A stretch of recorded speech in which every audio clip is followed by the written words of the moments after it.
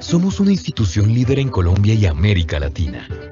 Nuestros procesos están certificados bajo estándares nacionales e internacionales. Hemos sido pioneros en la implementación de protocolos de atención y diagnóstico.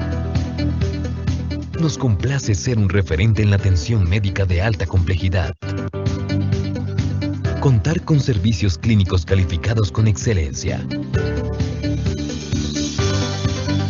Tener médicos e investigadores que publican en revistas especializadas. Somos el hospital universitario más importante de Colombia y contribuir desde la investigación al desarrollo de la ciencia médica.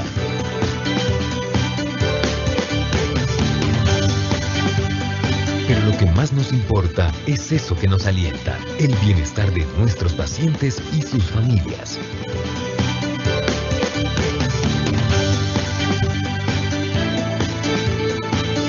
Fundación Valle del Lili.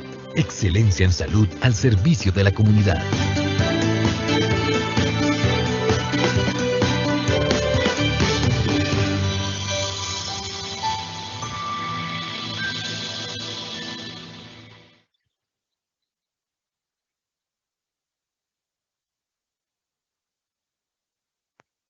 Muy buenas tardes.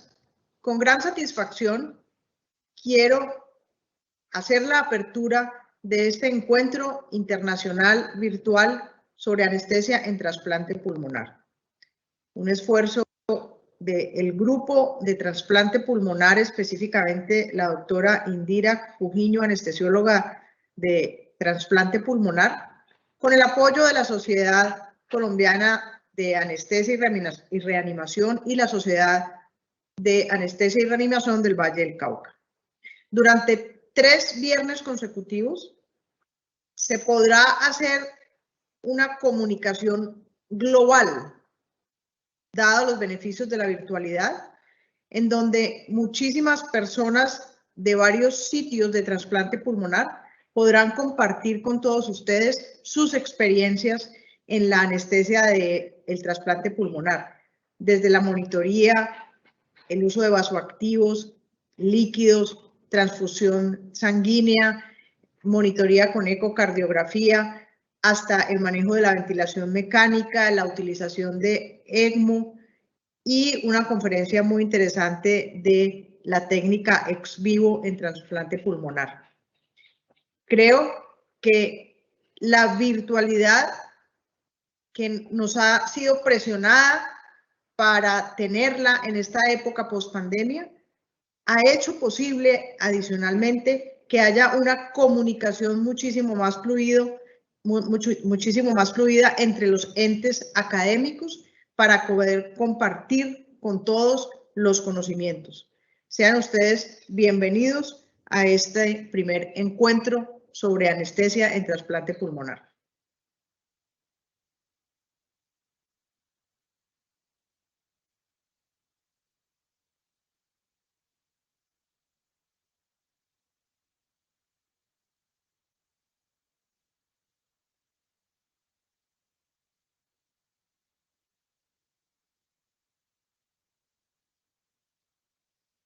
Buenas tardes a todos. Mi nombre es Indira Cujiño, soy anestesióloga del grupo de trasplante pulmonar de la Fundación Valle del Lili. Es para mí de verdad un placer estar esta tarde con ustedes en este encuentro académico virtual de anestesia en trasplante pulmonar. Les agradezco muchísimo la acogida de este tema, que además es un tema muy específico, pero que seguro le va a servir a otras personas incluso que no están en anestesia en trasplante pulmonar, porque todas estas patologías de ventrículo derecho, de hipertensión pulmonar y demás, lo mismo que ventilación mecánica, nos van a ayudar pues a todos en el quehacer anestésico normal.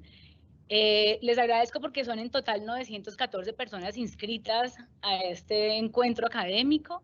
Nos acompañan personas de todas partes del mundo. Estoy aterrada ahorita que me dijeron de dónde. Hay personas incluso en Rusia, toda Latinoamérica, Centroamérica, en España, bueno, hay personas de todas las partes del mundo, entonces muchísimas gracias por acompañarnos esta tarde de viernes.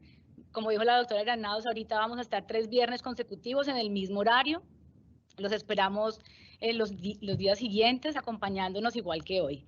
A los expositores, mil gracias por acompañarnos, por aportarnos sus conocimientos.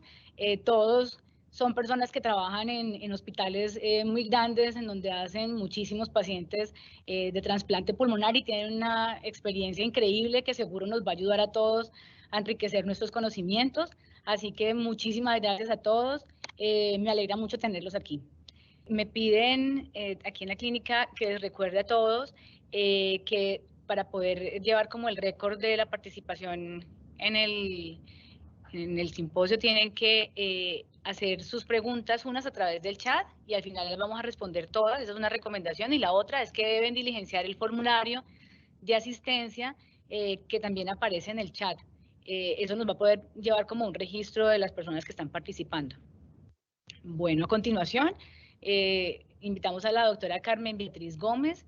La doctora Carmen Beatriz es argentina, es anestesióloga de cirugía cardiovascular y trasplante del Hospital Universitario Fundación Favaloro y docente de investigación de este centro. Nos va a hablar del manejo de líquidos y hemoderivados en el trasplante pulmonar.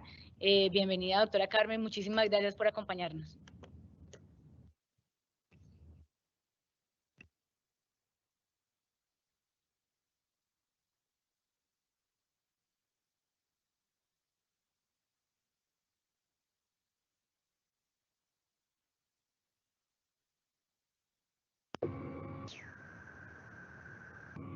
Fluidoterapia y transfusiones en trasplante pulmonar. La importancia del manejo perioperatorio de la administración de fluidos afecta directamente en el resultado del trasplante pulmonar.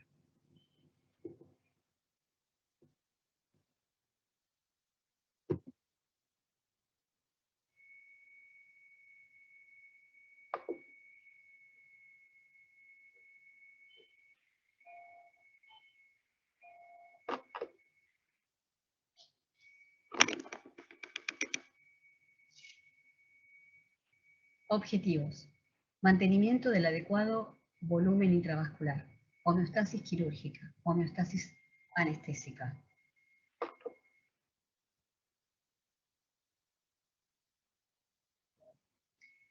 Persisten controversias durante décadas en la composición y el volumen a administrar, generando debate de la eficacia y seguridad de los diferentes fluidos.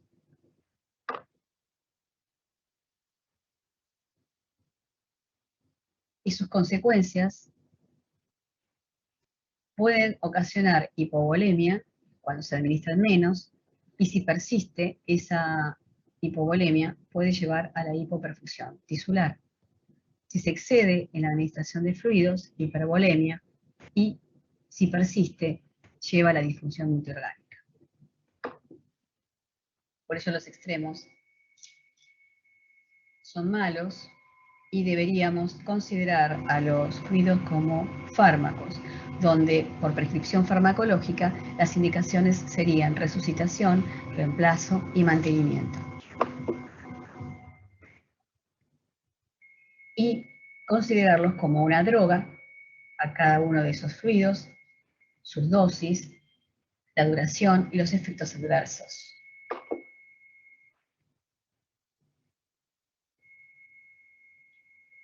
Dicha administración se tiene que tener en cuenta la utilización de monitoreos invasivos, no invasivos, metabólicos, monitoreo que debe ser personalizado en cada fase quirúrgica con objetivos hemodinámicos propuestos, con la información que nos puede ofrecer el índice de perfusión, el ecocardiograma transesofágico, el ácido láctico, la gasometría, los electrolitos, la saturación venosa y la saturación venosa mixta.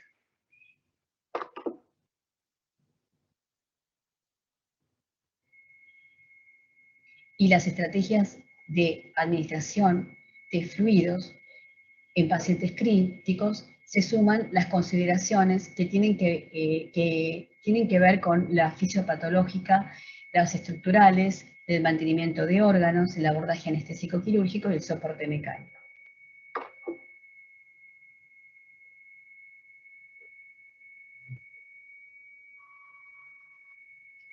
El pulmón nervado se caracteriza por tener un drenaje linfático interrumpido, por presentar vagotomía, pérdida de reflejos trusígenos, respuesta disminuida a la hipercapnia.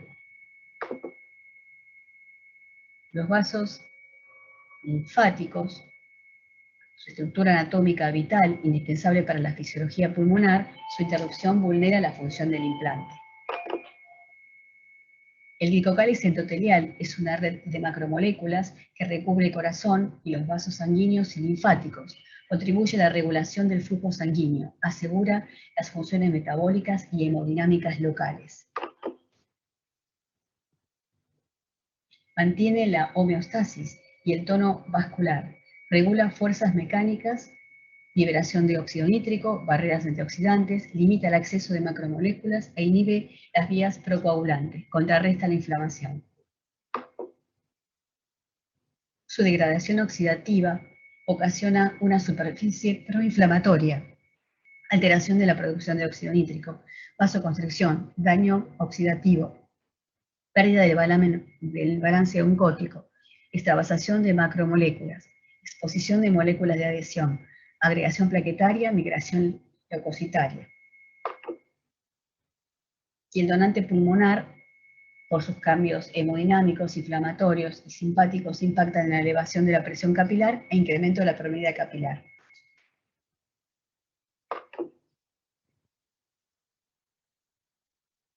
La selección de fluidos va a depender del estado electrolítico del paciente, del grado de inestabilidad hemodinámica y de la velocidad y la necesidad de reposición inmediata para seleccionar cristaloides, coloides y transfusiones.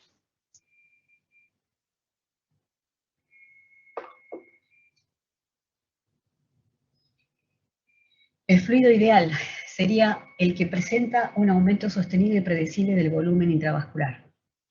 Una composición química lo más cercana posible al líquido extracelular, que sea metabolizado y excretado completamente, que no produzca efectos adversos metabólicos y sistémicos, y que sea costo efectivo.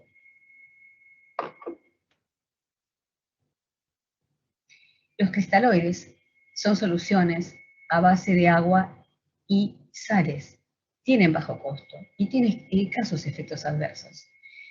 Posee tres tipos: la salina de 0,9%, el Ringer lactato y la de Harman. La salina de 0,9% se asoció a acidosis hiperclorémicas, disfunción renal e inmunológica. Las soluciones balanceadas son las que más se asemejan al líquido extracelular. Tienen menos sodio y cloro. Su menor osmolaridad es compensado por la adición de otros aniones, como el lactato, acetato, gluconato, malato, y no están exentos de efectos adversos, los cuales son trastornos de la coagulación por deficiencias de calcio, cardiotoxicidad por el acetato, y son de primera elección para la resucitación de pacientes quirúrgicos en trauma, en diabetes cetoacidóticos. Los coloides utilizan compuestos proteicos a base de albúmina humana o de derivados de azúcares, como los almidones. El peso molecular les impide que pasen al espacio intersticial, expanden con menor dosis y mayor efectividad intravascular, pero se los relacionó con mayores efectos adversos. La albúmina perdió protagonismo.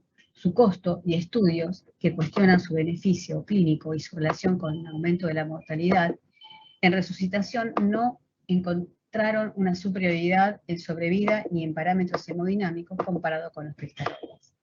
Los coloides semisintéticos, derivados modificados de los almidones, de los vegetales de maíz y de papa, gelatina y de polisacáridos como el dextran, cuya osmolaridad oscila entre 274 y 309 milimoles por litro, todos poseen sodio como electrolito y varían en la composición de cloro, potasio, magnesio, calcio, acetato, lactato, malato. Sus efectos adversos ligados a que sus moléculas, modificadas para impedir su degradación por amilasa plasmática, que se depositan en el retículo endotelial de la piel, riñón e hígado, han sido asociados a alteraciones de la coagulación y no se encontró que sean superiores a los cristaloides. en mejoría de parámetros hemodinámicos ni en disminución del uso de vasopresores durante la reanimación. Se los correlacionó con el aumento de la mortalidad a 90 días y aumento de la falla renal. La recomendación en pacientes críticos sería la administración de soluciones cristaloides balanceadas.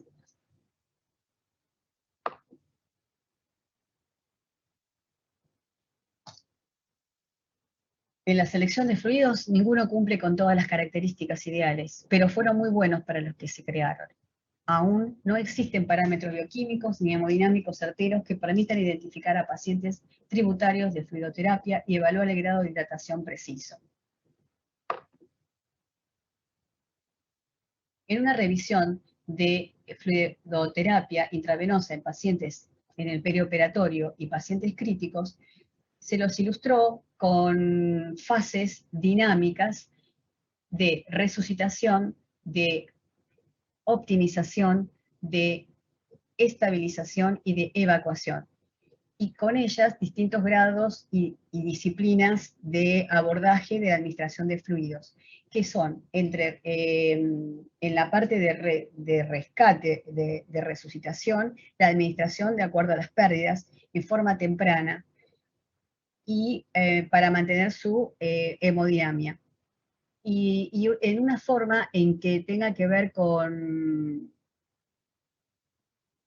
tratar de evitar que se suministre no más de 30 mililitros kilo en una hora y de 3 a 4 mililitros kilo entre 5 y 10 minutos. Con respecto a la fase de optimización, tratar de tener un balance neutro. Y en la de estabilización, tendiendo a lo negativo y neutro. Las otras fases de evacuación es en el perioperatorio semanal.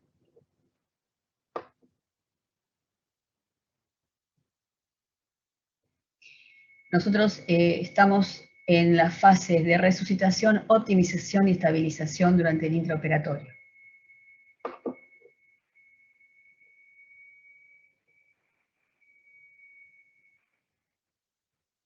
La estrategia de administración recomendada sería restrictivo, o una administración guiada por objetivos, balance neutro, uso de más de un parámetro hemodinámico invasivo. El tipo de fluidos, la frecuencia con que es administrada, los límites que ponen en base a las valorizaciones por la monitorización, si es respondedora o no es respondedor, para llegar a un objetivo de normalización de la macro y microcirculación. La importancia se basa en la asociación entre el volumen total administrado en el intraoperatorio y las manifestaciones de disfunción primaria del injerto severa, grado 3, entre las primeras 6 horas, las 12 horas y las 72 horas.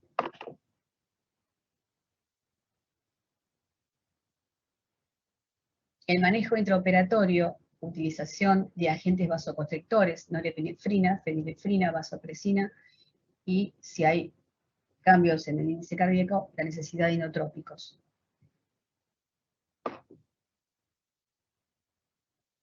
Para tratar de llegar a balance cero, abolir el exceso de sodio y agua, ajustes según pérdida y perfusión periférica, capacidad de excreción renal, escenario intraoperatorio, disponibilidad de insumos.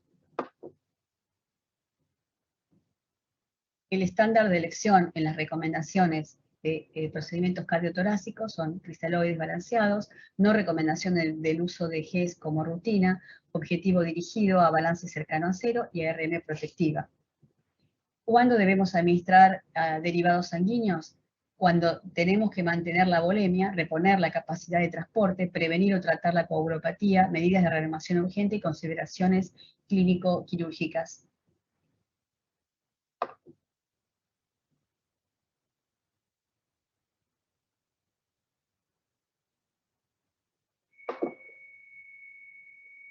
Proporción de la pérdida de volemia.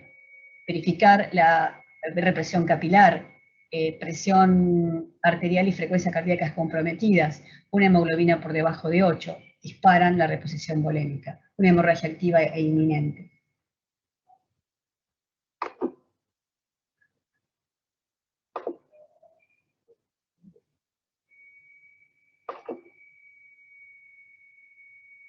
La reposición plaquetaria ante una hemorragia microvascular no atribuibles a la cirugía ni alteración de la hemostasia. Y el recuento plaquetario debe mantenerse por encima de 75.000 a 100.000 y debe administrarse una unidad cada 10 kilos de peso. La reposición de plasma cuando la hemorragia aguda es intensa, sangrado microvascular difuso, el fibrinógeno por debajo de 100 miligramos por decilitro, el tiempo de protrombina debajo de 50 y APTT por encima de 45. Administración de 10 a 15 mililitros quilo. Crioprecipitados cuando se produce una hipofibrinogenia en transfusión masiva. Una unidad cada 5 a 10 kilos de peso.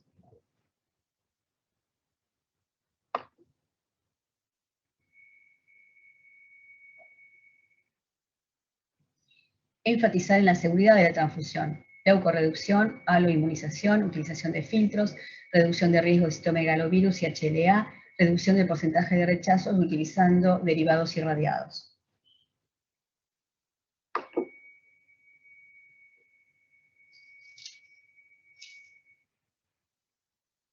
La hemostasia farmacológica con la utilización de antifibrinolíticos, ácido aminocaproico, para lograr una concentración plasmática adecuada, dependiendo si se usa o no circulación extracorpórea. Si se usa circulación extracorpórea, se tiene que llegar a una dosis recomendada de 260 microgramos por mililitro plasmática, la concentración con una dosis de 70 miligramos kilo, mantenimiento de 30 miligramos kilo hora. Para lograr una concentración plasmática de 130 microgramos por mililitro, cuando no se utiliza SEC, la carga es de 50 y el mantenimiento es de 25 miligramos kilo hora. Hemostasia, desmopresina, 0,3 microgramos por kilo. Cuantificación quirúrgico-anestésica de las pérdidas, revisión hemostática quirúrgica y la utilización del Cell-Saver. Las pruebas de laboratorio deben ser asociadas al diagnóstico, el riesgo y las consecuencias de la hemorragia. ¿Sangra o no sangra? El volumen intraoperatorio total administrado estaría asociado a la disfunción del injerto grave. Seleccionar el tipo de fluidos correctos en la dosis correcta, en el paciente correcto y en el tiempo correcto.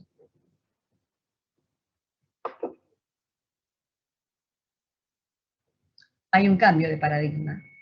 La importancia de la integridad del glucocálix, el nuevo modelo fisiológico de regulación hidroelectrolítica donde la presión coroidosmótica ya no es tan importante, y la degradación del glucocálix, que serían marcadores bioquímicos útiles para estimar el pronóstico de la fluidoterapia. Muchas gracias.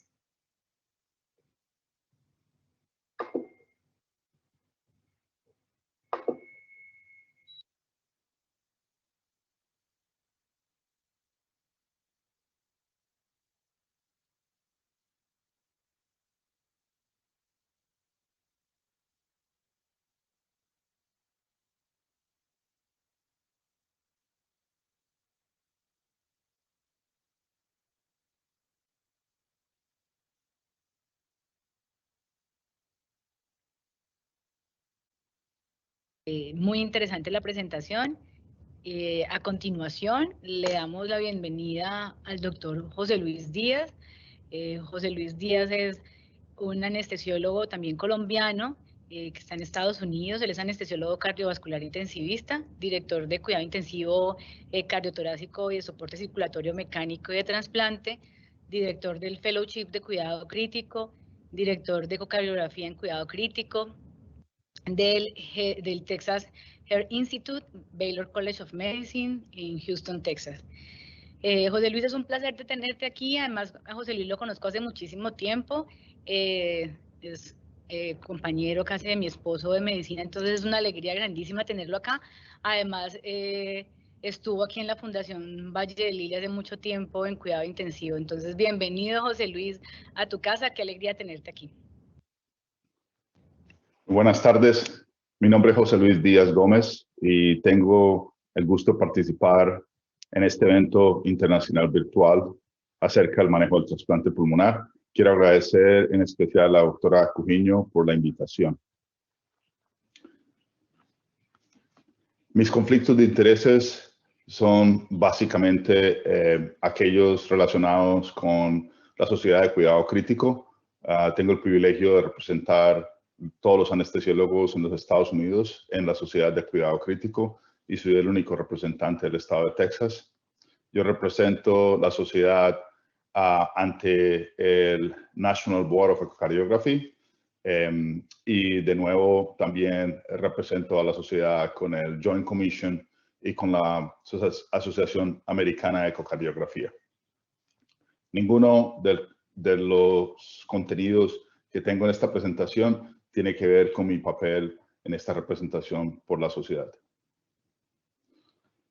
Sí estoy inspirado para esta presentación. Como algunos de ustedes saben, yo realicé mi fellowship de cuidados intensivos en la Fundación Valle del Lili y con la Universidad del Valle pude lograr este título. Fue probablemente aquel momento en mi vida en el cual obtuve el mayor grado de preparación en educación médica, así que muchos saludos a todo el equipo de cuidados intensivos en la fundación, en especial a la doctora Marcela Granados por haberme dado la oportunidad de ser su segundo fellow. Hace algunos 4 o 5 años, cuando todavía estaba laborando en Florida, me invitaron a una conferencia en la reunión de la ATS y tuve, en verdad fue un privilegio compartir en esta sesión del manejo del paciente crítico con enfermedad pulmonar vascular. Y mi posición era cómo hacer el manejo perioperatorio de estos pacientes. Allí tuve la oportunidad de conocer al doctor Nage, quien es un gran fisiólogo, y solamente quiero aquí traer a relevancia en su concepto lo que en realidad representa para nosotros como clínicos manejar pacientes con hipertensión pulmonar, y es que ninguna de estas intervenciones terapéuticas ha sido evaluada en estudios controlados aleatorios. Así que el manejo actual de la disfunción ventricular derecha, o lo que él llama el síndrome de falla cardíaca derecho agudo, en realidad reposa en la experiencia clínica en tener un buen razonamiento patofisiológico y extrapolaciones de experimentos. Entonces, de esta forma, les digo que probablemente no voy a estar presentando nada más que una buena fundamentación fisiopatológica para que podamos atender a estos pacientes con falla ventricular derecha en el perioperatorio del trasplante pulmonar.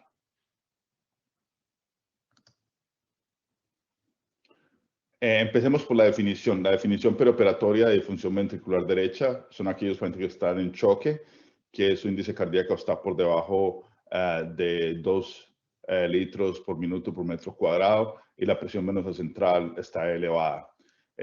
Si, por supuesto, todos estos pacientes van a tener monitoría con catéter de arteria pulmonar, la cuña no debe estar por encima de 18, entonces el anestesiólogo debe estar muy bien en el sentido de saber interpretar tanto la presión venosa central como la presión en la arteria pulmonar en falla ventricular derecha. Van a haber algunos eventos tempranos que se van a dar en estos pacientes y algunos tardíos. Y probablemente en mi puesto de liderazgo del cuidado crítico cardiotorácico, los tardíos son los que de pronto a veces nos sorprenden más.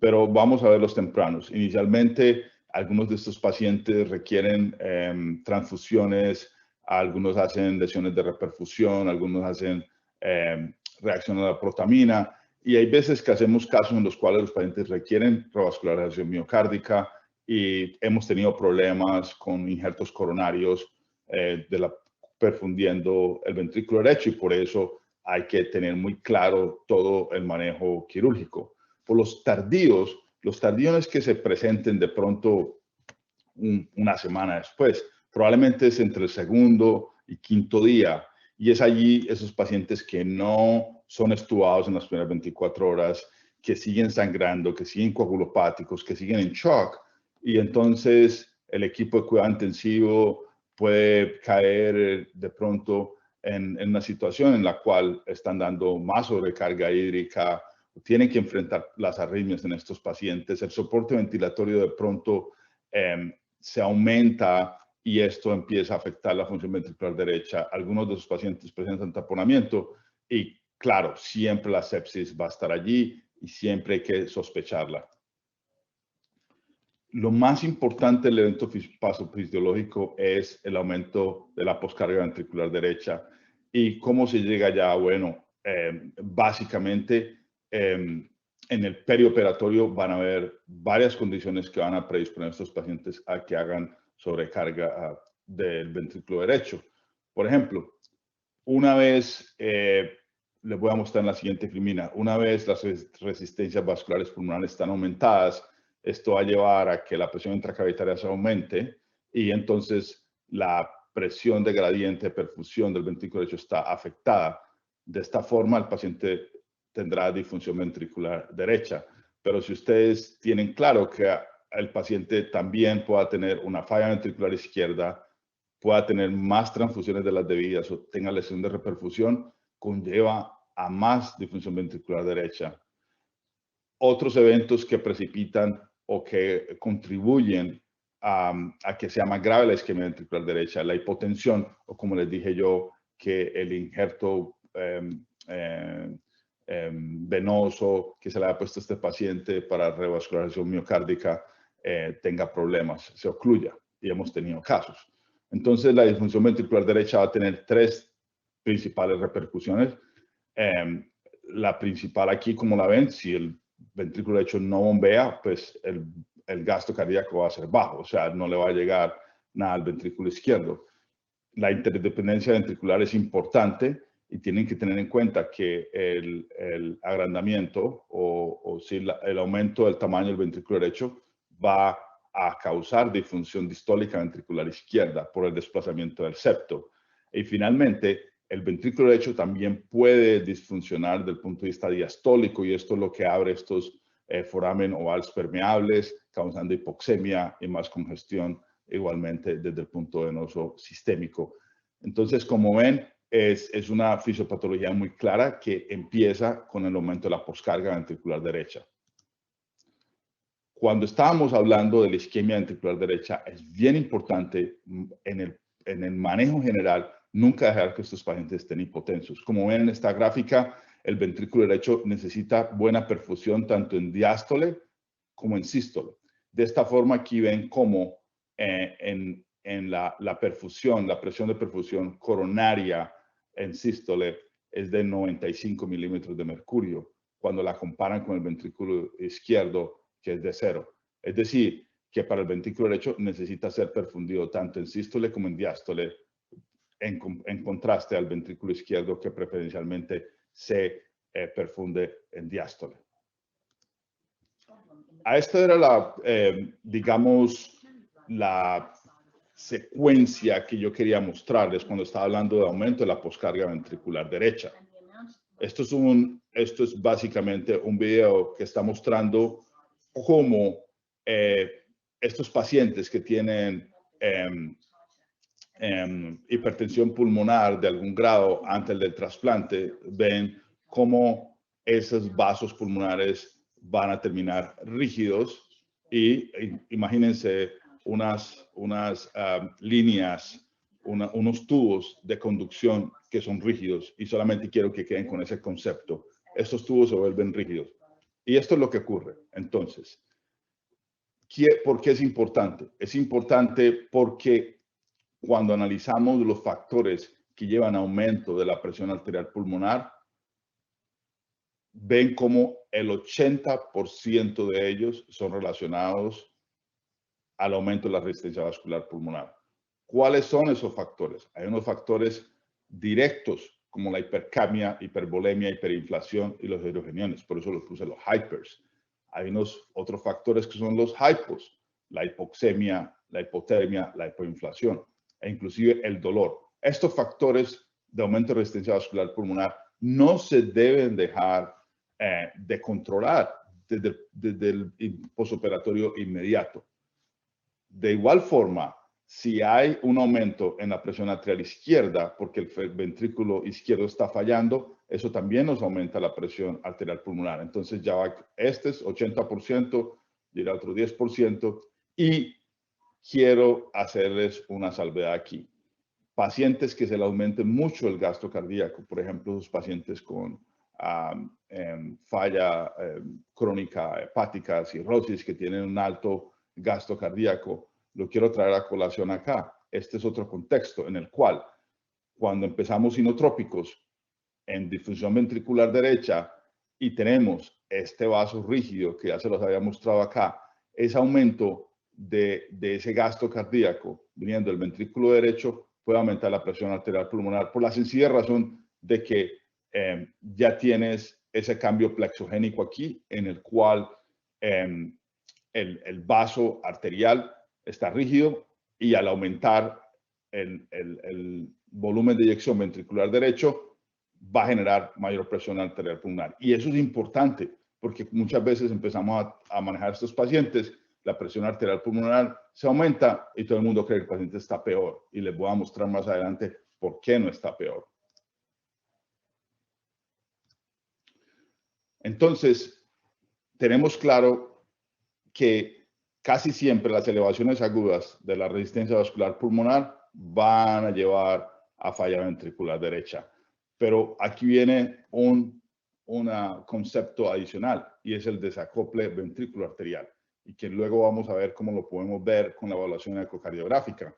Pero es importante para ustedes en estos momentos entender que el aumento de la resistencia vascular pulmonar es el factor principal y que eso va a conllevar a que el paciente tenga un desacople, es decir, que el ventrículo derecho se llega a desconectar de la circulación pulmonar y ahí es cuando tenemos los mayores problemas.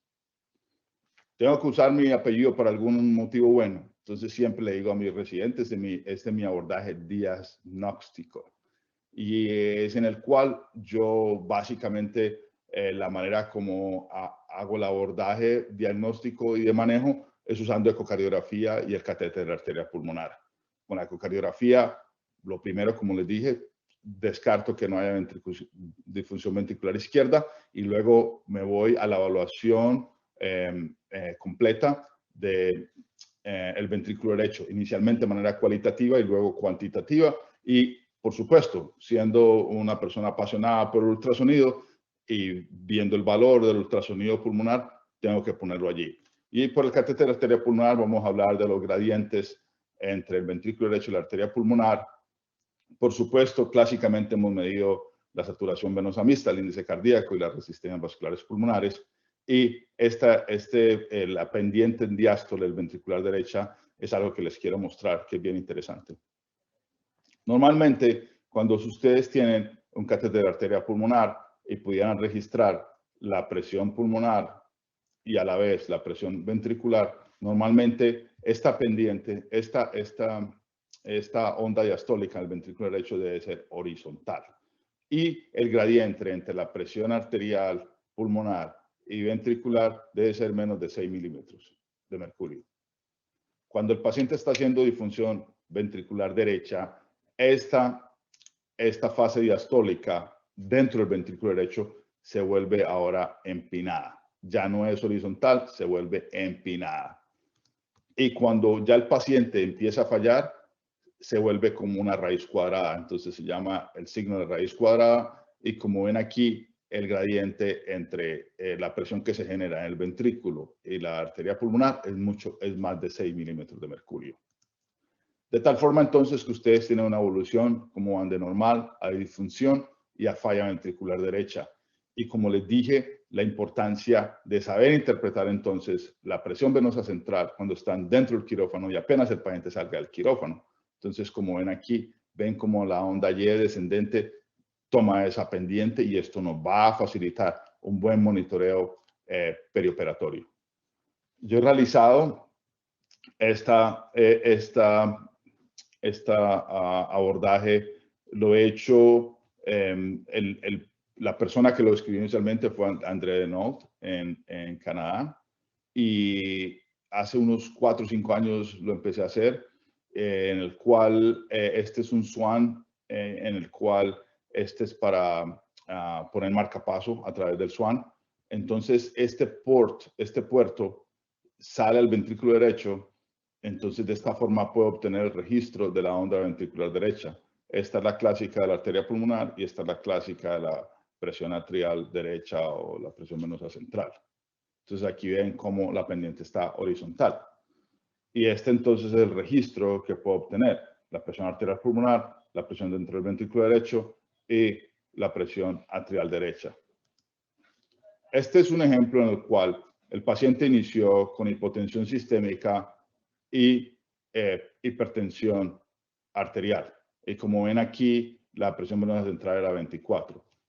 Le empiezo inotrópicos, vasopresores, claro, puedo obtener que luego la presión sistémica se mejora, pero como les dije en las filminas anteriores, cuando hay un aumento del inotropismo ventricular derecho y ya hay cambios plexogénicos en la vasculatura pulmonar, muchas veces van a ver que la presión arterial pulmonar aumenta, pero vea, ya había empezado a bajar la presión central. Y finalmente tenemos casi la misma presión arterial pulmonar que el paciente tenía, con presiones venosas centrales más bajas y adecuada perfusión miocárdica, adecuada perfusión sistémica. Por supuesto, esto no solamente las presiones, viendo también que el paciente tenga otros signos de perfusión, por ejemplo, la disminución del lactato, que la saturación venosa mixta vaya adecuadamente subiendo, que el índice cardíaco vaya subiendo, que el paciente esté orinando y ojalá que pueda tener un mejor estado mental. Entonces, cuando les estaba hablando aquí que empezamos la terapia con neutrópicos, con vasopresores, vean cómo la presión arterial pulmonar puede aumentar un poco mientras que estamos estabilizando ese gasto, ¿sí? Pero puede llegar un momento en el cual la presión arterial pulmonar el paciente se llega a descompensar, y ven cómo posteriormente la presión arterial pulmonar puede caer. Y esta es la razón por la cual es bien importante seguir la presión venosa central y el gasto cardíaco, porque cuando se está viendo una disminución del gasto cardíaco y un aumento de la presión venosa central, en el momento que la presión arterial pulmonar también está bajando, eso no es bueno. Y ese paciente probablemente les va a entrar en una crisis refractaria y el paciente puede inclusive predisponerse a tener un paro cardíaco. Bueno, esto es una oportunidad única en mi vida. Yo soy el editor del libro actual de la Sociedad de Cuidado Crítico en Ultrasonografía. Como ven ahí, mi sonrisa de satisfacción. El libro entonces se publicó en el 2020. ¿Por qué lo estoy trayendo a colación? Porque el único capítulo que yo escribí en el libro es este, y es de función ventricular derecha. Es un capítulo que tendrá una relevancia en el resto de mi vida, porque lo escribí con mi señora esposa, la doctora Mira. Antoine Villar-Barón, como ustedes saben, probablemente es el autor en el mundo que más ha escrito acerca de función ventricular derecha en pacientes en cuidados intensivos. Y Paul Mohavir es un líder en Stanford en hipertensión pulmonar. Y es un gran amigo y había sido quien había escrito en la edición anterior del capítulo. Entonces, usualmente en un capítulo no deben haber más de 2 o 3 personas, pero yo tenía un profundo interés porque estuviéramos todos allí. ¿Qué es lo que propuse? Propuse una evaluación cualitativa inicial, cuando el paciente llega de la sala de operaciones, llega a nuestras unidades de cuidados intensivos. Escogí estos 5 parámetros de manera cualitativa con la vista subcostal o la apical, ¿ok? Y entonces vamos a entrar a evaluar cada uno de ellos. El primero es el área, la relación del área entre el ventrículo derecho y el ventrículo izquierdo. El segundo es cómo el APES está formado, si es preferencialmente por el derecho o por el izquierdo. El tercero es ver la excursión de ambos ánulus, tricuspidio y mitral. El cuarto sería ver qué tanto la pared libre se está moviendo y el quinto, cómo está ese septo, si está aplanado o no está aplanado. Entonces, en esta primera demostración aquí vemos cómo en vista apical o en vista subcostal, el área del ventrículo derecho, en este caso, es menos de 0.6, o sea, menos del 60% en comparación al ventrículo izquierdo, versus, en este caso, que es lo opuesto, es más del 60. Igualmente aquí, menos del 60, y aquí ven que más del 60. Entonces, de esta forma, yo puedo categorizar mi función ventricular va a estar normal o de pronto va a estar más siendo grave. La formación del ápex, entonces, como ven aquí en esta vista apical, el ápex está básicamente formado más por el ventrículo izquierdo y por eso entonces sería la función ventricular derecha sería normal, pero en este caso en el cual más el derecho, este paciente va a tener disfunción ventricular grave.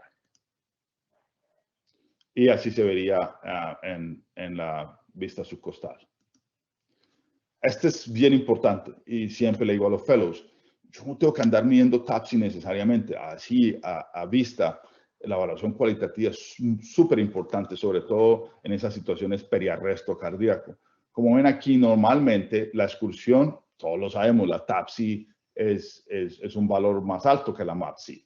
Y aquí vemos como la excursión tricuspidia es mucho mayor que la mitral, eso es lo normal. Entonces, si yo veo un paciente como este, en el cual esta excursión tricuspidia es menor que la mitral, de entrada, ese paciente tiene disfunción ventricular grave, sobre todo cuando tienes todas estas variables afectadas. Y aquí así se ve entonces en la vista subcostal. Nuevamente, pueden comparar los dos. Ahora, la hipoquinesia de la pared ventricular derecha libre. Entonces aquí ven cómo hay contracción, aquí no hay contracción. De nuevo, entonces, si la pared libre tiene hipoquinesia, la disfunción ventricular va a ser grave. Igualmente, se puede ver en la proyección, en la vista subcostal.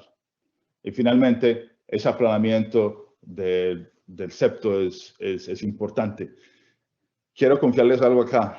Me llevó, no les miento, 1 hora de discusión con Antoine Villard-Barón acerca de este aplanamiento. Ustedes han visto clásicamente los textos, que el ventrículo en forma D, que si es más en sístole, en diástole, y nosotros llegamos a la conclusión, en realidad lo que importa es que tanto el septo está aplanado a través de todo el ciclo cardíaco, pero es muy difícil a veces delimitar una versus la otra, a no ser que tengas un paciente con sobrecarga de volumen inicial por una comunicación interatrial y de pronto el paciente está en esos estadios tempranos.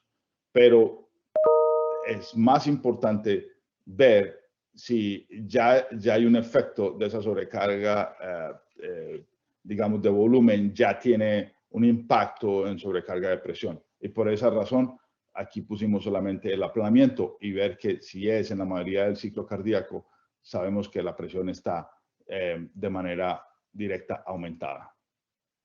Entonces aquí tenemos una comparación como si en este caso de pronto tiende a ser más en diástole versus en este caso que es continuo en el ciclo. Entonces, de manera importante, patofisiológicamente, este paciente tiene presiones arteriales pulmonares que son más retantes al ventrículo derecho.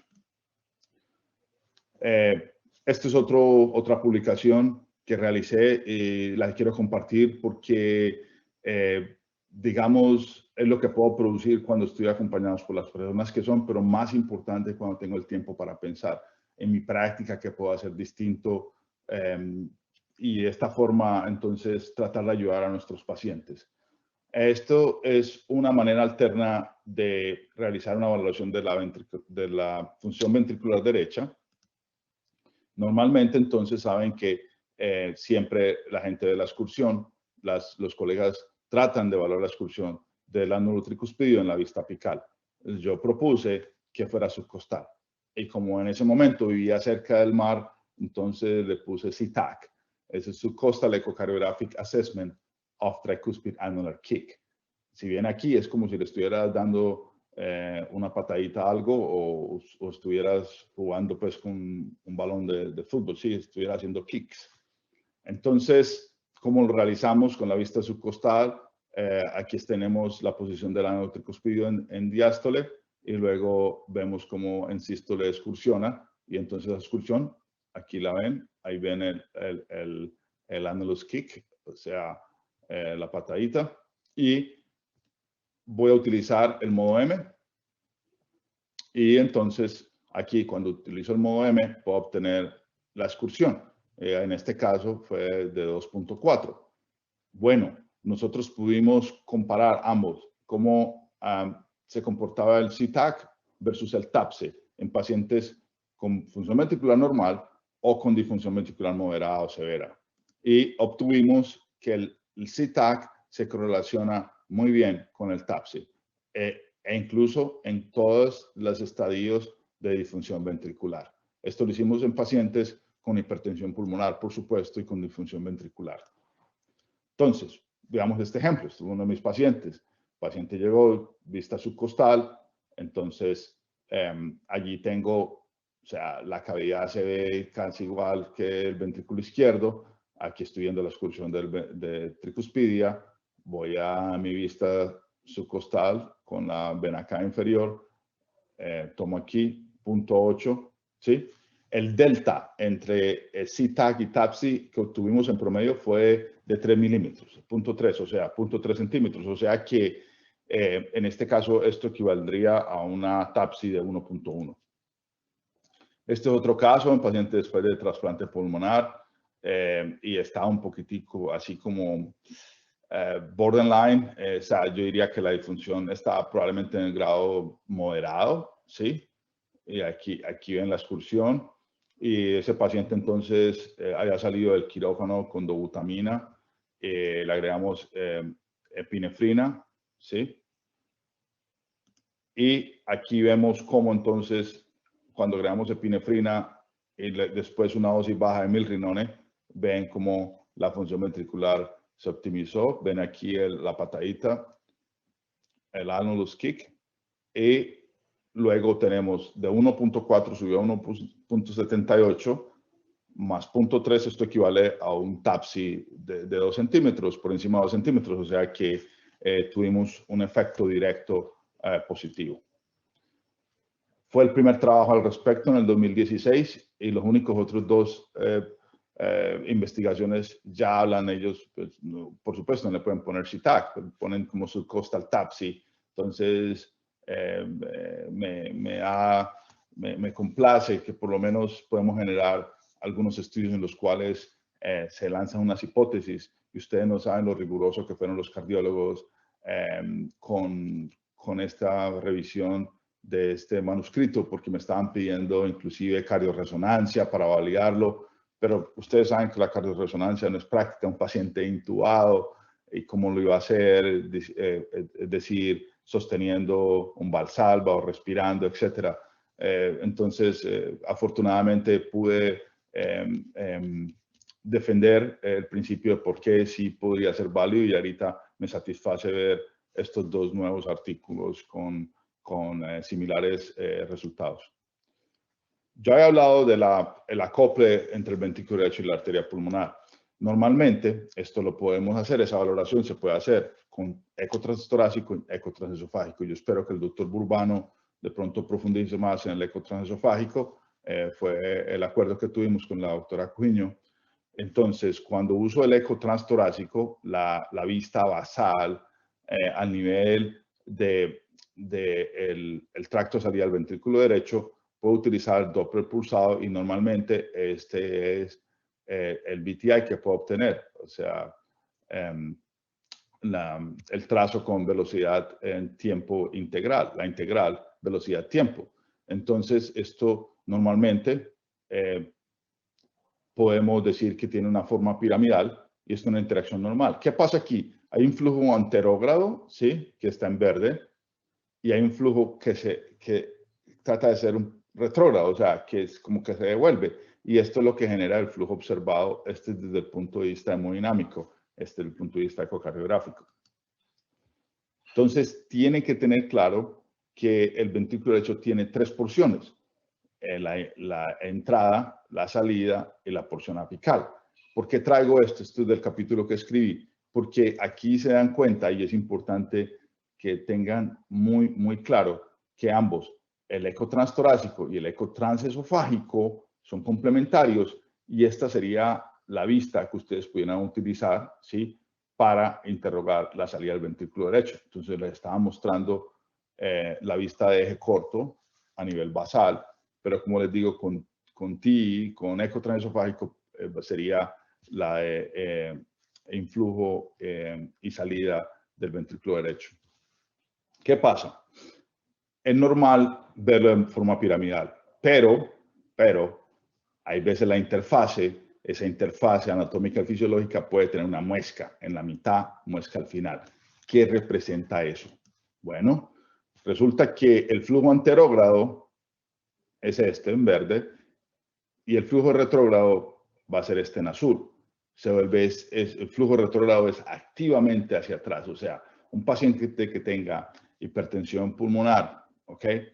El ventrículo derecho trata de contraerse, se contrae, envía la onda de flujo hacia adelante, pero si la hipertensión pulmonar se vuelve mayor, si las resistencias vasculares están aumentadas, esa onda se va a regresar y va a producir esta muesca. ¿Qué significa la muesca? Cuando esa muesca ocurre, quiere decir que el gradiente transpulmonar está mucho más aumentado y esos pacientes tienen resistencias vasculares pulmonares más aumentadas y tienen cuñas más bajas. Esto quiere decir que hay más enfermedad pulmonar vascular.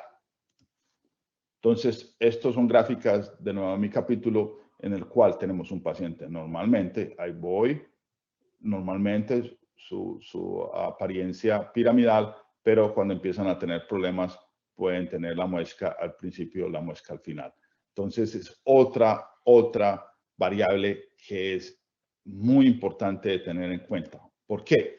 Porque si tengo un paciente que tiene función ventricular derecha normal y no tiene muesca en el tracto de salida del ventrículo derecho, quiere decir que tiene una buena interacción.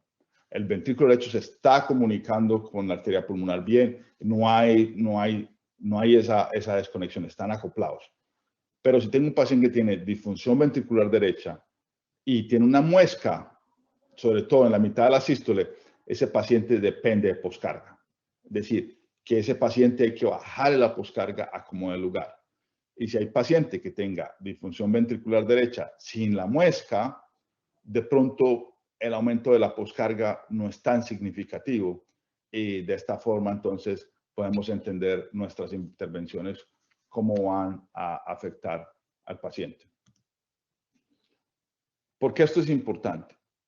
Porque si bien es cierto, cuando estamos hablando de acople, tenemos que tener en cuenta la elastancia, tanto del ventrículo como de la arteria pulmonar. Entonces, si idealmente, el acople ventricular arterial se da si la elastancia del ventrículo sobre la elastancia arterial es más de 1.52.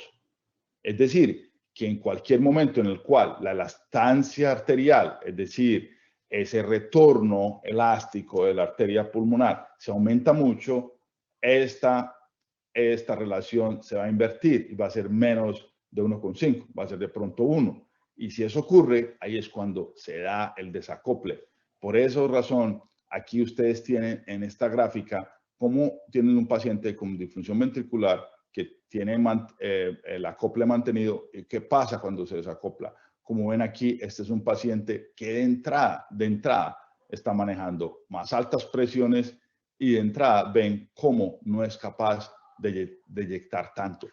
Esa es la definición de desacople. No hay eyección ventricular derecha, altas presiones y eso genera un estado muy crítico.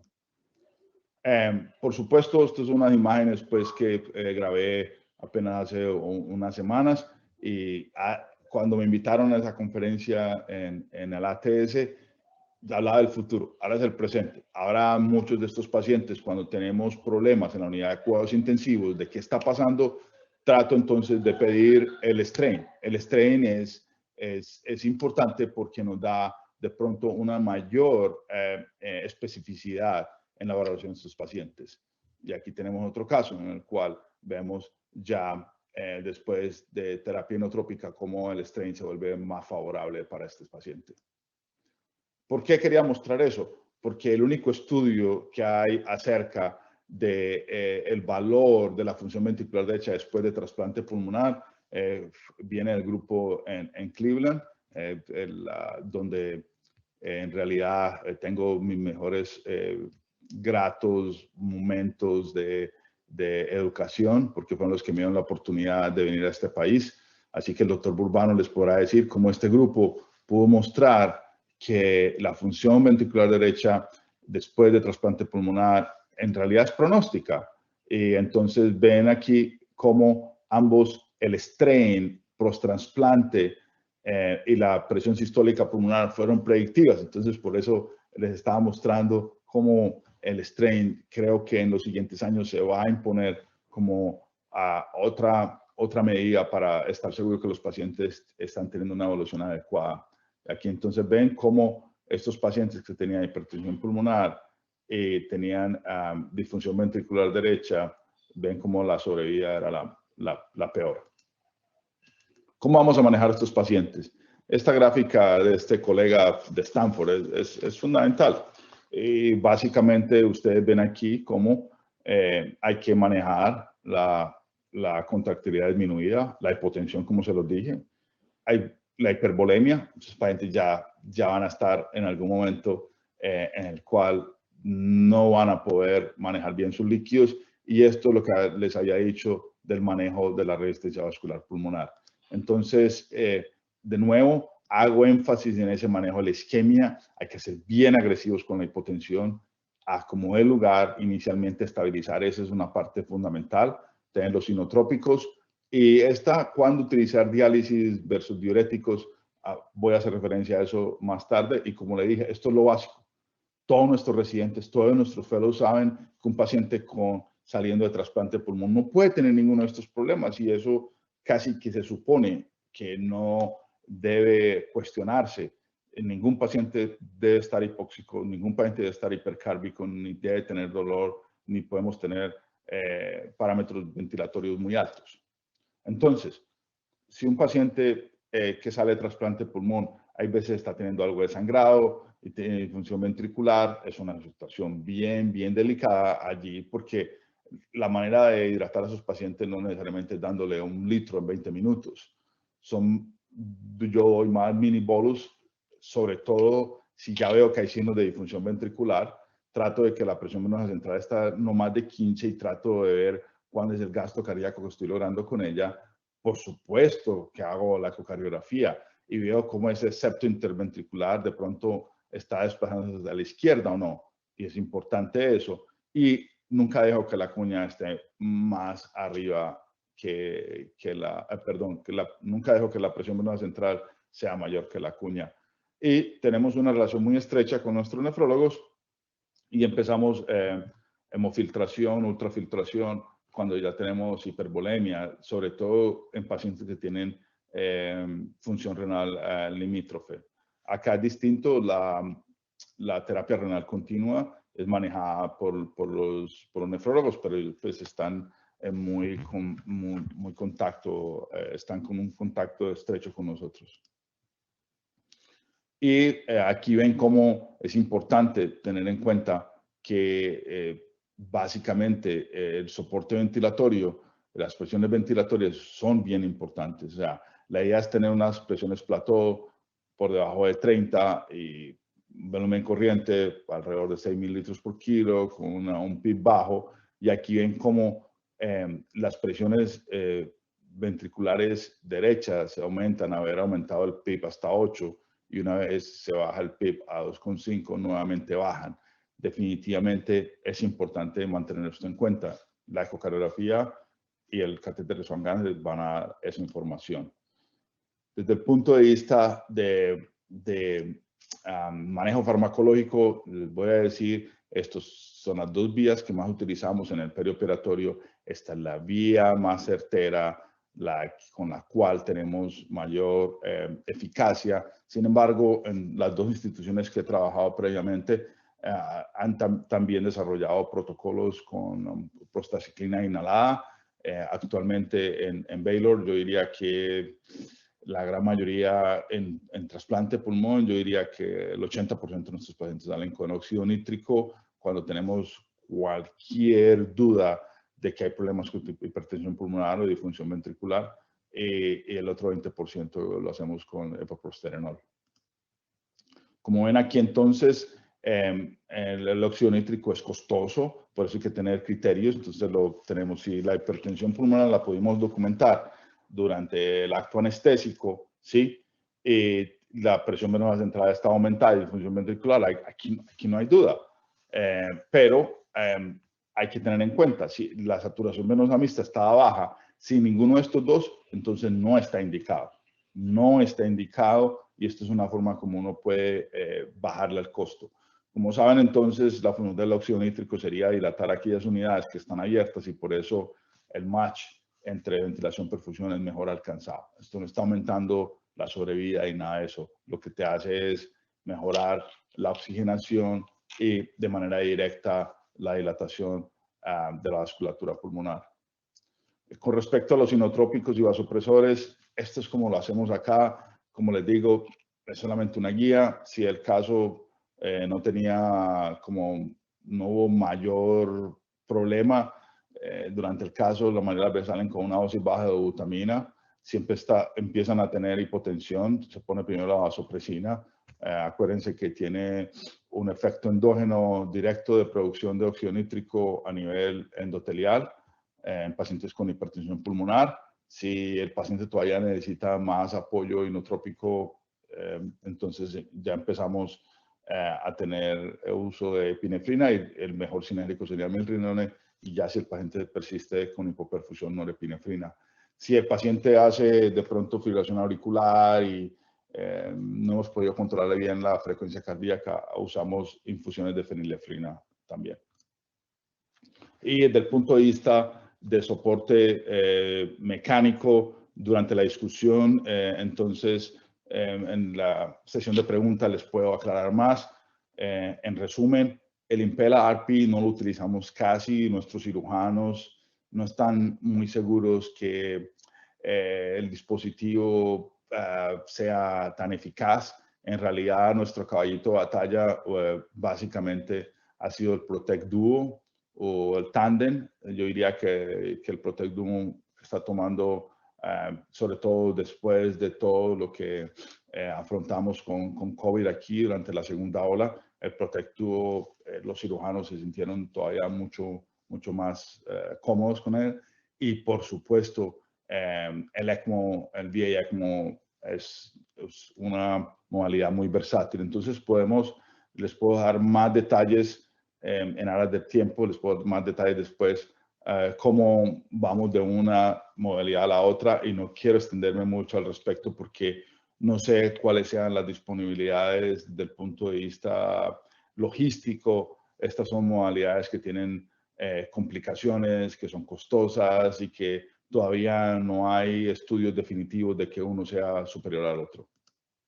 Entonces, en conclusión, la valoración ecocardiográfica cualitativa y cuantitativa y la cateterización arterial pulmonar son imprescindibles en el manejo de pacientes después de trasplante pulmonar.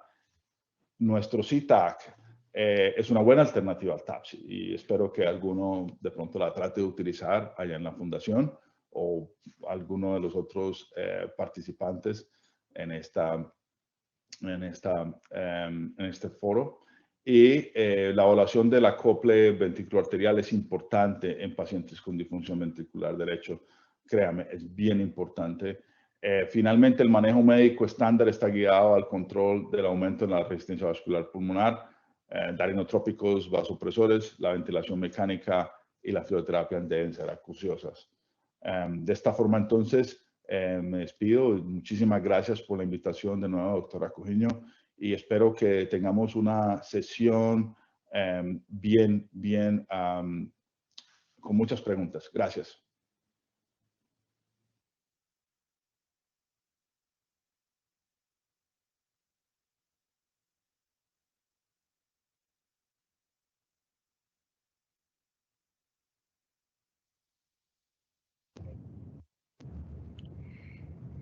Bueno, a continuación tenemos al doctor José Manuel Rabanal Lebrot. Antes de eso, muchísimas gracias a José por la presentación, súper interesante. Felicitaciones por el libro y esperamos poder poner en práctica el CITAC. El doctor, a continuación, es el doctor José Manuel Rabanal. Como les digo, el doctor Rabanal es jefe del Servicio de Anestesiología y Reanimación del Hospital Universitario Marqués de Valdecilla. Es profesor asociado de cirugía de la Universidad de Cantabria, en Santander, España. Profe, es un placer tenerlo aquí. El doctor Rabanal nos acogió en su casa cuando estuvimos por allá y estamos muy agradecidos, así que es un placer tenerlo esta tarde con nosotros. Bienvenido, doctor Rabanal.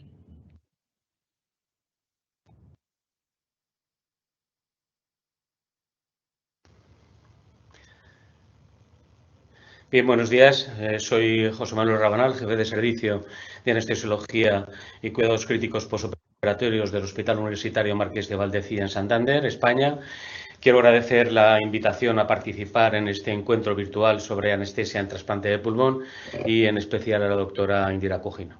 El tema que se me propuso es el del manejo perioperatorio en trasplante pulmonar en paciente con hipertensión pulmonar y, bueno, pues quiero comenzar haciendo tributo a quien primero describió la circulación pulmonar, el español Miguel Servet, que en su obra Christianismi Restitutio a mediados del siglo XVI decía que la comunicación entre el ventrículo derecho y el ventrículo izquierdo no se realiza a través de la pared central del corazón, sino que se realiza a través de los pulmones y en lo que, como digo, constituye la primera descripción de la circulación pulmonar. Circulación pulmonar que es totalmente diferente a la sistémica. La circulación pulmonar es de baja resistencia, muy distensible y reclutable con nuevos vasos, de forma que el gasto cardíaco del ventrículo derecho puede aumentar hasta 5 o 6 veces sin que se provoquen aumento de las presiones pulmonares. De hecho, las presiones pulmonares solo aumentan en condiciones fisiológicas en aproximadamente 1 milímetro de mercurio por cada litro de incremento del gasto cardíaco. Ello contrasta con las características de la circulación sistémica, que es de alta presión y poco distensible. Por tanto, el ventrículo derecho se enfrenta a unas bajas resistencias y es, por tanto, una cámara esencialmente de volumen, con espesor miocárdico pequeño, con baja reserva contráctil y muy dependiente de la poscarga. Sin embargo, el ventrículo izquierdo es una cámara eminentemente de presión, con gran espesor miocárdico, gran reserva contráctil y muy dependiente de la precarga. Conforme aumentan las resistencias pulmonares de forma crónica, el ventrículo derecho toma características del ventrículo izquierdo, se remodela, se hipertrofia, se dilata e incluso aumenta su predisposición a la isquemia, dado que pasa a perfundirse fundamentalmente en diástole, al igual que en el ventrículo izquierdo, y no durante la sístole y diástole, que es lo que ocurre de forma fisiológica. En el caso de la hipertensión arterial pulmonar, del grupo 1, idiopática clásica, pero también sucede en las hipertensiones pulmonares secundarias, se produce un desequilibrio entre los mediadores vasodilatadores y vasoconstrictores en los vasos pulmonares, así como cambios también morfológicos, hipertrofia de la media, hipertrofia de la íntima, hiperplasia, lesiones plexiformes, trombosis, etcétera, que van a condicionar un aumento fijo de las resistencias vasculares pulmonares. Este desequilibrio que se produce entre las sustancias vasodilatadoras y las sustancias vasoconstrictoras va a condicionar que los elementos terapéuticos o nuestras estrategias terapéuticas se realicen mediante, en el caso, por ejemplo, de la endotelina, mediante antagonistas de endotelina, o bien mediante la administración exógena de estos mediadores, prostaglandinas u óxido nítrico, o bien limitando su metabolismo mediante los inhibidores de la fosfodiesterasa. En cuanto a la definición de hipertensión pulmonar, clásicamente se ha hecho de una forma empírica, con un valor igual o superior a 25 milímetros de mercurio. Recientemente, en el último simposio, en el 2018 en Niza, y basándose en la evidencia científica de las presiones pulmonares normales más 2 desviaciones estándar, se ha fijado el límite en los 20 milímetros de mercurio de presión arterial pulmonar media. Dado que estos valores de presión arterial pulmonar dependen no solo de las resistencias vasculares pulmonares, sino también de la presión aurícula izquierda, izquierda y del gasto cardíaco, se ha definido como hipertensión pulmonar precapilar cuando esa presión arterial media es superior a 20, cuando las resistencias periféricas son superiores a 3 unidades Wood y cuando la presión de enclavamiento pulmonar es inferior a 15 milímetros de mercurio. La poscapilar quedaría definida también por 20 miligramos de mercurio de presión arterial media, pulmonar media, menos de 3 unidades Wood de resistencias pulmonares y más de 15 milímetros de mercurio de presión de enclavamiento pulmonar. Y finalmente, la precapilar y poscapilar, es decir, la combinada, se define como 20 milímetros de mercurio de presión arterial media, más de 15 de presión de enclavamiento pulmonar y menos de 3 unidades Wood de resistencias pulmonares. Con respecto a la clasificación etiológica, apenas se han producido modificaciones. El grupo 1 sería la idiopática, más una pequeña miscelánea entre conectivopatías o infección por VIH. El grupo 2 es la clásica cardíaca por disfunción sistólica o diastólica del ventrículo izquierdo. El grupo 3 es la más frecuente que vamos a ver en el contexto del trasplante pulmonar, asociada a hipoxemia por patología estructural pulmonar. El grupo 4 por enfermedad tromboembólica y el grupo 5 también englobaría una serie de enfermedades, una miscelánea de una serie de enfermedades.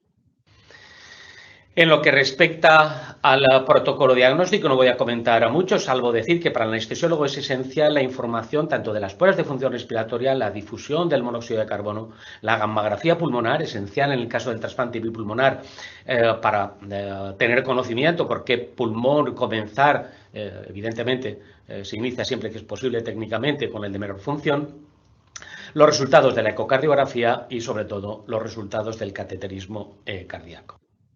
Con respecto a la incidencia de hipertensión pulmonar en los receptores del trasplante, pues varía según la etiología. En el EPOC enfisema oscila entre el 23 o 84% según los estudios, en la enfermedad pulmonar intersticial entre el 30 y aproximadamente el 50%, aquellos que asocian patrón obstructivo restrictivo mixto entre el 80 y el 100% y en la fibrosis quística un 21-83%. Bien, podemos finalmente terminar pues que casi el 30% de los pacientes con hipertensión pulmonar secundaria van a presentar hipertensión pulmonar severa, definiendo esta como una presión arterial pulmonar media superior a los 40 milímetros de mercurio. ¿Y qué repercusión tiene la hipertensión en los resultados del trasplante? Bueno, este es un estudio que compara la mortalidad y supervivencia al año en los receptores con presión arterial pulmonar superior o inferior a 25 milímetros de mercurio. La presencia de una presión arterial pulmonar media superior a 25 milímetros de mercurio multiplicó por cuarto el riesgo de muerte al año y la supervivencia al año fue del 87% entre los pacientes sin hipertensión pulmonar frente al 58% entre los que presentaron hipertensión pulmonar, señalando por tanto a la hipertensión pulmonar como un factor de riesgo en el trasplante de pulmón, fundamentalmente en la supervivencia a corto y medio plazo.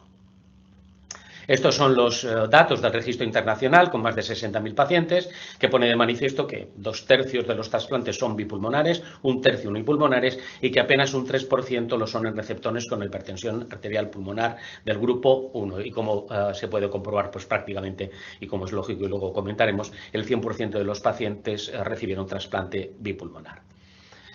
En cuanto a la supervivencia, señalar como los pacientes con hipertensión arterial pulmonar idiopática, en el gráfico aparece como la línea del azul más claro, sufren una reducción de la supervivencia prácticamente del 25% en los 6 primeros meses post-trasplante. Pero tras el año de supervivencia, esta se estabiliza y presentan pues, una supervivencia equiparable, incluso superior al resto de las etiologías. Ello pone de manifiesto, de relieve, que la morbimortalidad precoz durante el perioperatorio en los pacientes con hipertensión pulmonar condiciona en parte la supervivencia a corto plazo. Entrando en el manejo perioperatorio en el receptor, hacer hincapié de una buena comunicación entre el equipo trasplantador y en lo que hace referencia a la realización de trasplante unipulmonar o bipulmonar, bueno, pues evidentemente los pacientes con hipertensión pulmonar debieran recibir debieran recibir un trasplante bipulmonar. Esto es un trabajo comparativo entre pacientes con una presión arterial pulmonar media superior o inferior a 40 milímetros de mercurio, y como se puede comprobar independientemente de los tiempos, está hecho el estudio hasta los 5 años, en cualquier momento la supervivencia fue significativamente mayor entre los pacientes con hipertensión pulmonar superior a 40 milímetros, a 40 milímetros de mercurio, con los que presentaban un valor superior a los 40 milímetros de mercurio. Una supervivencia significativamente superior en los que no presentaban hipertensión pulmonar. Bien, comentaba anteriormente la necesidad de una buena comunicación entre el equipo quirúrgico y el equipo anestésico, y si en toda cirugía es importante, pues en el caso concreto del trasplante pulmonar, pues prácticamente es obligado. Entender los problemas que cada equipo tiene, buscar soluciones conjuntas, facilitarse el trabajo entre los dos equipos, el trabajo en equipo, y una buena dosis de paciencia pues es esencial para el éxito del procedimiento. ¿Y cuáles son los momentos críticos durante el trasplante? Máxime en los pacientes con hipertensión pulmonar. Bueno, pues el primero es la inducción anestésica, donde siempre hay riesgo de hipoxemia e hipercamia, que elevan las resistencias vasculares pulmonares, y de la misma manera todos los agentes inductores anestésicos, como sabemos, pues reducen la poscarga, la precarga, así como también en mayor medida la contractilidad. Y a ello se añaden pues, los efectos que tiene sobre la carga del ventrículo derecho, la ventilación, como sabemos, con presión positiva. Todo ello puede inducir hipotensión sistémica, aumento de las resistencias vasculares pulmonares y siempre el riesgo existente en pacientes con hipertensión pulmonar de colapso cardiovascular. El segundo momento sería la instauración de la ventilación unipulmonar con la activación de la vasoconstricción pulmonar hipóxica y el aumento de las resistencias vasculares pulmonares, que conlleva, asociado en muchos casos a hipoxemia, que elevaría aún más las resistencias vasculares pulmonares. El tratamiento de las desaturaciones es el estándar que hacemos normalmente en cirugía torácica. Ajustar los parámetros de ventilador, PIP en el dependiente, CPAP en el dependiente, la oxigenación apneica en algunos casos puede tener su papel, insuflaciones periódicas en el no dependiente y clampaje evidentemente de la arteria pulmonar, que finalizaría el shunt, pero evidentemente condicionaría una elevación concomitante, como luego comentaremos, de las presiones pulmonares. El siguiente momento crítico es el de la neumonectomía y sus siguientes consecuencias, dada la posibilidad de rotura de bullas, fuga aéreas, hipercamia, la manipulación del corazón y los grandes vasos por el cirujano, con riesgo de hipotensión y sangrado, y todo ello evidentemente muy mal tolerado en los pacientes con hipertensión pulmonar. El siguiente es momento crítico probablemente de toda la evolución del trasplante y en el contexto de la hipertensión pulmonar es el más importante. Corresponde al clampaje de la arteria pulmonar durante la neumonectomía. Evidentemente, ello condiciona elevación de las presiones pulmonares y aumento de la PO2, por desaparición del shunt. Esto tendría un efecto evidentemente beneficioso porque haría desaparecer la hipoxemia y por otra parte las elevadas presiones parciales de oxígeno en sangre arterial tienen un efecto vasodilatador pulmonar.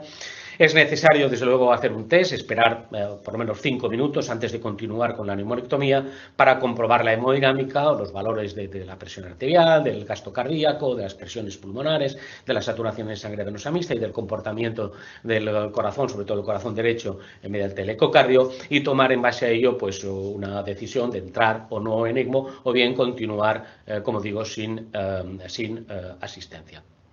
Bien, esto es el siguiente paso, lo correspondería a la fase del implante de las suturas bronquiales, que generalmente no hay repercusión o significado específico, pero he aportado aquí un pequeño vídeo que corresponde a un paciente con una enfermedad pulmonar intersticial y que vais a comprobar cómo presenta presiones suprasistémicas y que esto corresponde al momento previo de realizar la canulación central para entrar en ECMO.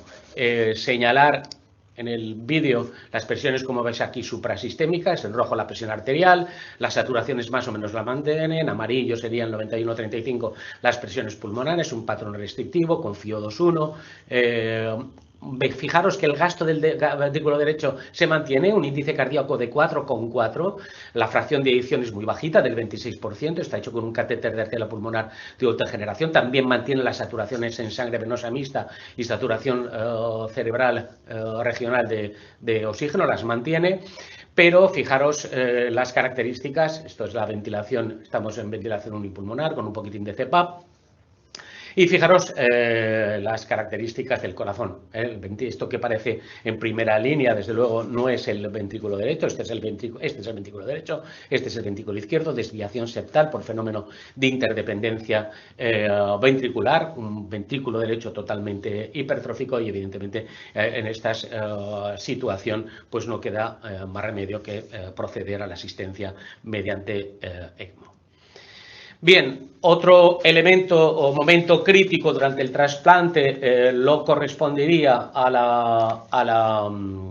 al clampaje de la aurícula izquierda para realizar la sutura de los dos manguitos de la aurícula izquierda, tanto del donante como del receptor. Es otro momento evidentemente crítico en los pacientes con hipertensión pulmonar por varios motivos. En primer lugar, por la caída de la precarga que condiciona el ventrículo izquierdo, por el aumento de la presión venosa pulmonar, por el aumento de la presión capilar pulmonar, que favorecería desde luego la posibilidad de aparecer edema pulmonar y elevación también concomitante de las presiones pulmonares. A ello, evidentemente, se añade la posibilidad de entrar en un bloqueo sinoauricular o auriculoventricular por afectación del sistema de conducción, o bien la entrada en fibrilación auricular, motivos todos ellos también de deterioro hemodinámico y que requiere en muchas ocasiones de tratamiento, como veis aquí, con atropina o con efedrina o con adrenalina en algunas situaciones. Bien, el séptimo paso, el momento crítico, lo correspondería a la arteria pulmonar. Generalmente no plantea problemas, más allá de tener la precaución de retirar el gas si estaba en esa arteria correspondiente. Y finalmente la reperfusión del pulmón, hacemos retrógrada y anterógrada y los problemas habituales de sangrado por culpa de la neumoplegia, cierto grado de aturdimiento miocárdico por el paso de la neumoplegia fría, posibilidad de embolismo coronario, caída de las resistencias sistémicas e hipotensión por los mediadores inflamatorios. Y aquí las presiones pulmonares habitualmente caen hasta el clampaje de la arteria pulmonar del segundo pulmón en caso de que se plantee trasplante bipulmonar. Bien, ¿cómo abordamos la hipertensión pulmonar y el posible fallo del ventrículo derecho? En primer lugar, el gasto del ventrículo derecho, igual que el ventrículo izquierdo, depende de las condiciones de precarga, poscarga, contractilidad y frecuencia cardíaca, pero en el caso del ventrículo derecho, como ya hemos mencionado, es fundamentalmente dependiente de la poscarga. Por otra parte, es importante recordar que presión, desde un punto de vista hidrodinámico y hemodinámico también, es flujo por resistencia. Por lo tanto, los pacientes con hipertensión pulmonar y resistencias, todos ellos tienen resistencias más o menos fijas, van a tener una relación casi lineal entre el gasto cardíaco y las presiones pulmonares. Es decir, que un descenso de las presiones pulmonares pueden deberse no a la eficacia en un determinado tratamiento que ya hemos instaurado, sino a la caída del gasto cardíaco. Es decir, hay que vigilar constantemente no solo las presiones pulmonares, sino también los valores del gasto cardíaco. Bien, el manejo perioperatorio de la hipertensión pulmonar va dirigido fundamentalmente a evitar el fracaso del ventrículo derecho y es fundamental para ello tanto el conocimiento de la fisiopatología de la enfermedad como el conocimiento de las posibilidades terapéuticas. Bien, este es el esquema de la fisiopatología de la descompensación del ventrículo derecho derivado del aumento de las resistencias vasculares pulmonares. Desde luego, ello condiciona fallo derecho, aumento de los volúmenes, tanto telesistólicos como telediastólicos, lo cual condiciona reducción del gasto del ventrículo derecho, agravamiento de la insuficiencia tricuspidea, la dilatación del ventrículo derecho, desciende la compliancia, la precarga del ventrículo izquierdo, lo cual determina caída también del gasto cardíaco del ventrículo izquierdo, la hipotensión sistémica, caída de la perfusión coronaria, isquemia y agravamiento de la descompensación, entrando por lo tanto en un círculo viciado que se retroalimenta y que condiciona finalmente el fallo cardiovascular o el colapso cardiovascular y la parada cardíaca. ¿Qué objetivos tenemos para evitar esta situación? Bien, en primer lugar, evitar la hipoxemia. El paciente con hipertensión pulmonar, evitar en todo momento la hipoxemia. Activa la vasoconstricción pulmonar hipóxica, aumenta las resistencias, la poscarga, por lo tanto, el ventrículo derecho. No hay una relación directa entre la PO2, es decir, no es lineal entre los valores de la presión parcial arterial de oxígeno y las resistencias pulmonares, pero sí que hay un mayor incremento si la hipoxemia se produce por descensos por debajo de la presión parcial de oxígeno en sangre arterial de los 60 milímetros de mercurio. También hay que evitar la hipercamia, induce acidosis respiratoria, aumenta las resistencias y, como sabemos, también la hipercamia induce cierto estado de hiperactividad adrenérgica que aumenta también las resistencias vasculares. Con respecto a los parámetros ventilatorios, el tercer objetivo sería intentar, es difícil en el contexto de la patología con la que nos enfrentamos en el trasplante pulmonar, pero sí mantener al pulmón lo más cercano posible al punto de capacidad residual funcional.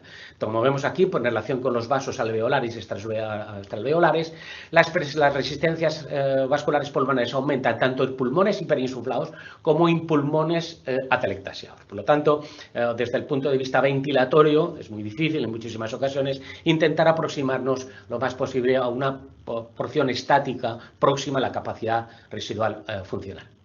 Como cuarto y quinto objetivo, mantener la normotermia, también estado hiperadrenérgico y aumenta resistencias vasculares, la hipotermia, evitar la acidosis metabólica, exactamente igual, induce la liberación de cotaminas endógenas y aumenta las resistencias vasculares pulmonares. Evitar, fundamental, la hipotensión, mantener la poscarga del ventrículo izquierdo, no solamente porque condiciona la caída de la perfusión orgánica y también la presión de perfusión coronaria, sino también porque reduce las presiones telesistólicas y telediastólicas del ventrículo izquierdo y ante un aumento de las presiones telediastólicas del ventrículo derecho va a condicionar un aumento de este fenómeno de desviación del septo de interdependencia ventricular, agravando todavía más la hipotensión. Mantener también el ritmo sinusal. Todos los pacientes con hipertensión pulmonar tienen un volumen sistólico más o menos fijo y, por lo tanto, el gasto cardíaco depende en gran medida de la frecuencia cardíaca y también evitar en lo posible, y si aparece, pues intentar cardiovertirla, la fibrilación auricular, que como sabemos reduce en un 20 o un 25% aproximadamente el gasto cardíaco. Como octavo y noveno objetivos, mantener la contractilidad, evitar los depresores de la contractilidad y mantener los valores de hemoglobina. No hay un valor establecido, pero bueno, podemos consensuar, mantener por menos 10 gramos de hemoglobina, dado que existe una limitada capacidad de compensación de la caída del transporte de oxígeno que condiciona la anemia mediante el aumento del índice cardíaco en este tipo de pacientes. Y por último, mantener la precarga. Intentar la eubolemia. Los parámetros clásicos estáticos como la presión venosa central ya sabemos que no tienen ningún valor como elemento de valorador de la precarga. Sabemos la presión venosa central depende de las curvas de función del retorno venoso y la curva de función del ventrículo derecho. Sí que es útil si encontramos en este contexto aumento de la presión venosa central significativo y descenso de la presión arterial media, pues nos está orientando a la existencia de un fallo derecho. Los catéteres de última generación volumétricos que miden los volúmenes ventriculares pueden ser de utilidad, pero indudablemente el mejor elemento lo constituye las áreas ventriculares o la dinámica del AIT en el contexto de la ecografía transesofágica. Tampoco tienen valor en pacientes con hipertensión pulmonar los parámetros dinámicos de la variación del volumen sistólico y de la variación de la presión del pulso que están falsamente incrementados.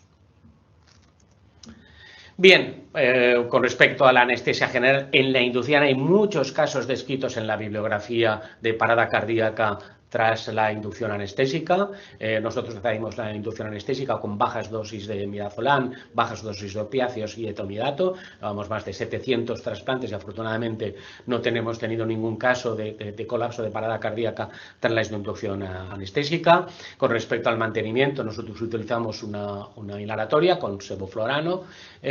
Pues es posible también utilizar el isoflurano, pero bueno, por sus características farmacocinéticas y farmacodinámicas preferimos utilizar el sevoflurano.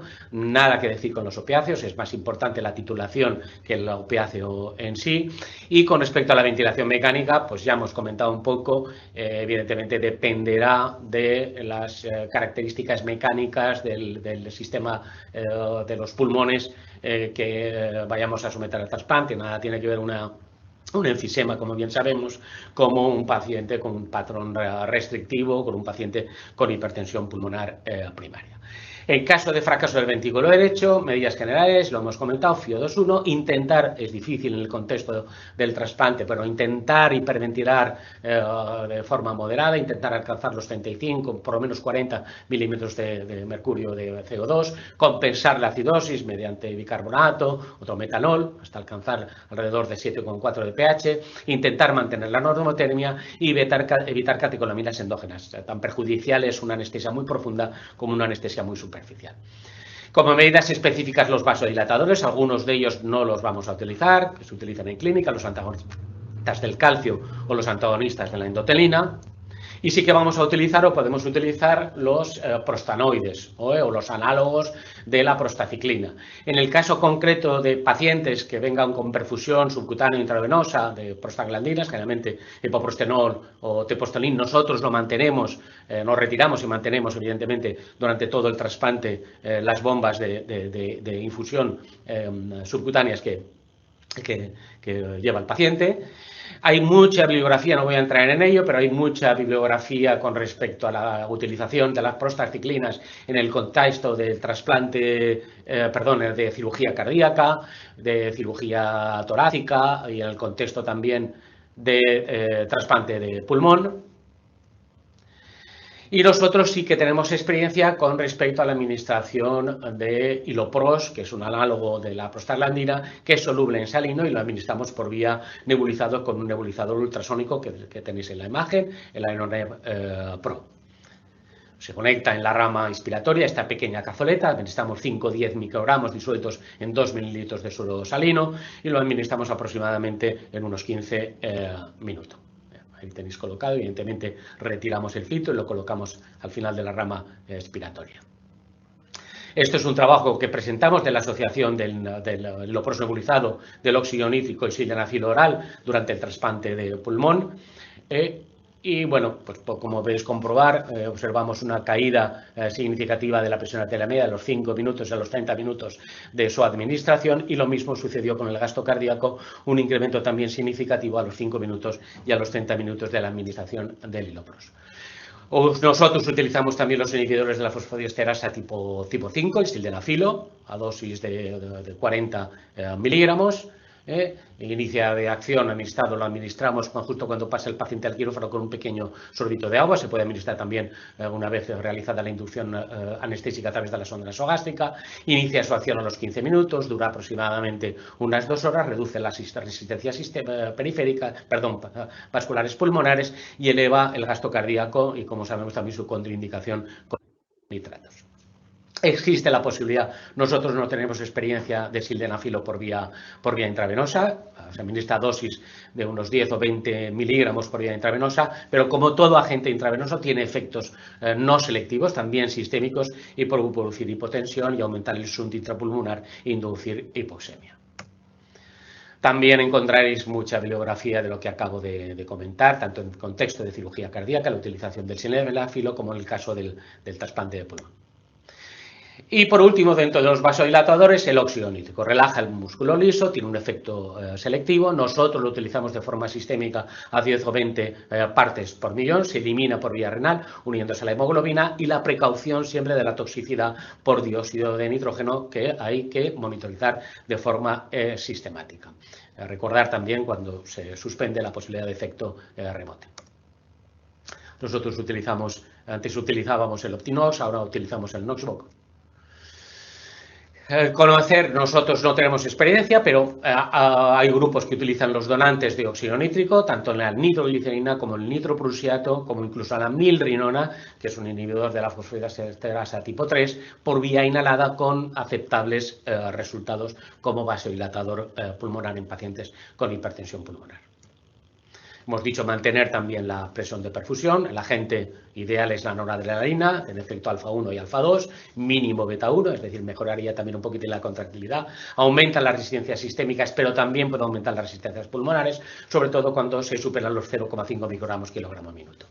La vasopresina, nosotros la utilizamos también, asociada en ocasiones a la noradrenalina, tiene mínimo efecto sobre las resistencias pulmonares y algún artículo reciente incluso le atribuye propiedades de descender de vasodilatadoras pulmonares. También es recomendable no superar los 0,5 unidades a minuto. Y nos recomendamos la utilización de la fenilefrina por su aumento, su efecto sobre las resistencias vasculares pulmonares y lo que hemos comentado también anteriormente, intentar mantener una situación de adecuada precarga. Con respecto al mantenimiento de la contractilidad, la dobutamina, el agente probablemente más utilizado, inodilatador, desciende las resistencias sistémicas pulmonares y mejora la contractilidad. Recomendable utilizarlo a dosis inferiores a 5 o por lo menos superar los 10 microgramos kilogramo a minuto. Nosotros utilizamos inicialmente la dobutamina y hace ya unos cuantos años nos pasamos de forma rutinaria a la utilización de la milrinona. No administramos el bolo, sino que comenzamos administrándolo a 50-60 microgramos kilogramo a minuto. Y por último, la posibilidad de utilizar también con aceptables resultados el ribosimendan, un sensibilizador del calcio, muy utilizado en insuficiencia cardíaca ventricular y puede ser, desde luego, puede ser útil en el contexto también del fallo derecho. Bien, recordar también que, desde luego, las anomalías en los pacientes con hipertensión pulmonar desaparecen al cabo de uno de esos 300, desde el corazón derecho y el corazón izquierdo vuelven a su estado TUS previo, y como haya una charla de ECMO venoarterial, estas serían las indicaciones de entrada en ECMO venoarterial, pero desde luego no es útil un valor determinado concreto, sino el contexto, la situación clínica y la suma de todos ellos lo que va a condicionar la entrada en bypass.